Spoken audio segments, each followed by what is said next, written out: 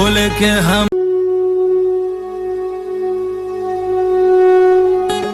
आज महाशिवरात्रि है और आप सभी लोगों को महाशिवरात्रि की बहुत बहुत बधाई।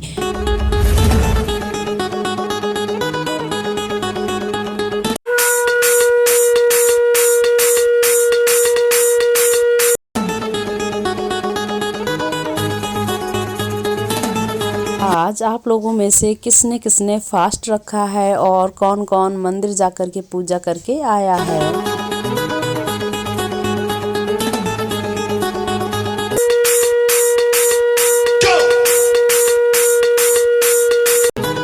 भोले के हम है पुजारी।